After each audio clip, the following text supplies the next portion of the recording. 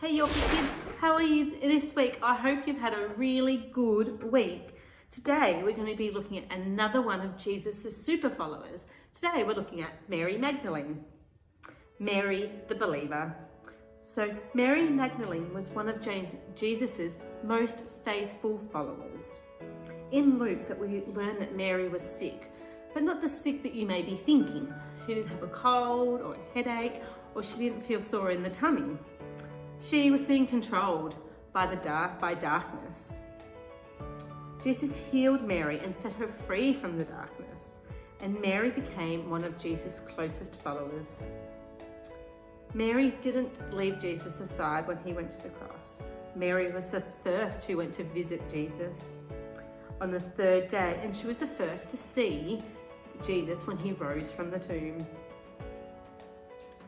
Mary never gave up believing in Jesus, even after him seeing die that horrible death and going through all that suffering on the cross. She still believed that he was who he said he was. He was the Son of God, the Messiah. Mary shows us that we can keep our faith even in those dark moments. The hard moments and the moments that we feel stuck and we can't see a way out. We can believe in Jesus because he is the Christ, he is the Son of God. So why is it important to believe in God? It's our belief that can help us in those hard times. Maybe something isn't going your way or someone is picking on you. Belief helps us when we feel sad. It gives us hope that he's still in control. We can face the hard times because we know God still loves us and he is always with us and always works things for the good for us. Belief can also help us share about Jesus for those around us. When others are feeling sad or having a hard time, we can give them hope. When they see that we still believe in God, even in those hard times, they can see that our faith is real and that God can use this to lead them to him. We have someone who is stronger than any superhero on our side. We have a creator, a savior, and no matter how bad things get, we know that God is always there for us.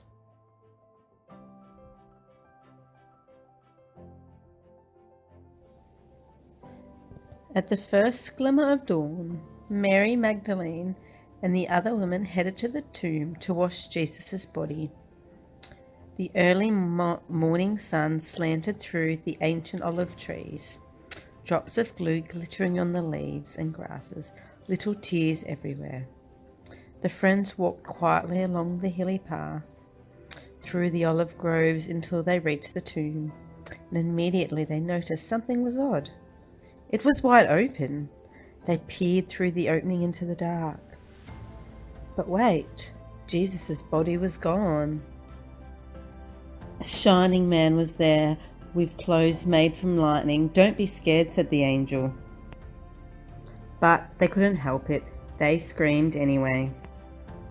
The angel asked them, "What are you doing here? This is a tomb, and tombs are for dead people."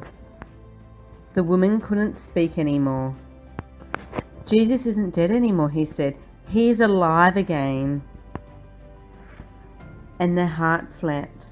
The angel laughed with such gladness that it felt for a moment as if they had woken from a nightmare. The other women rushed home, but Mary stayed behind. How could it be true? If Jesus was definitely dead, how can he be alive? Just then Mary heard someone else in the garden. "Perhaps it's a gardener," she thought. "He'll know where Jesus' body is." "I don't know where Jesus is," Mary said urgently. "I can't find him." But it was all right. Jesus knew where she was, and he had found her. Mary, the only person who said her name like that. She could hear her heart thumping. She turned around. She could just make out the figure. She shaded her eyes to see, and she thought she was dreaming. "Jesus!" Mary fell to the ground. Suddenly tears filled her eyes. and great sobs shook her whole body. All she wanted in that moment was to cling to Jesus and never let him go. "You'll be able to hold me later, Mary," Jesus said gently, "and always be close to me. But now go and tell the others that I am alive." Mary ran and ran all the way to the city. She had never run so fast or so far in her life. She felt she could have run forever. She didn't even feel her feet touching the ground. The sun seemed to be dancing and gleaming and bounding across the sky, racing with her and shining brighter than she could ever remember. And it seemed to her that morning as she ran almost as if the whole world had been made anew, almost as if the whole world was singing for joy. The trees, the tiny sounds in the grass, the birds, her heart. God was really making everything sad come untrue.